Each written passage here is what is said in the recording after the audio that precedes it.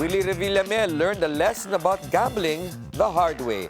Sa At the Forefront ng Billionaire News Channel, ni-reveal ni Revillame that he lost more than 1 billion pesos in casinos. But rather than regret, he views this as a learning experience, teaching him that gambling is not a vice where no amount of money guarantees victory.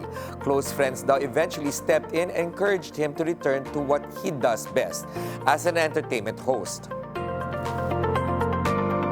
Isang araw, nasa kwarto ako, wala na yan. 1 billion, wala, pera lang yan. Hindi ako naapektuhan. Hindi ako nag-isip na, hindi ako nag-self-pity. No, pinaghirapan ko saka hindi ko ninakaw yung perang yan. It's all about my talent. So, yan, ganon. Kaya ngayon, natutunan ko to. Kaya ngayon, napag-aralan ko to. So, gusto ko, di ba, itong nangyayari sa buhay ko ngayon, I wanna share the blessings.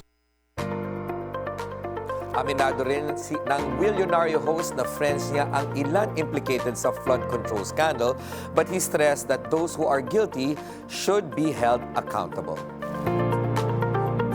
O ngayon, wala akong kaso. Why? Kasi sinunod ko yung batas eh. Eh sila, sinuway nila yung batas. O ngayon, asan sila ngayon? Ang ibig ko sabihin, masakit. Maaaring may kaibigan ka doon, mababait, at tulungan ka rin yan. Kaya lang, sila ang gumawa niyan eh. At sila lang nakakaalam yan kung tama at mali ang ginawa nila.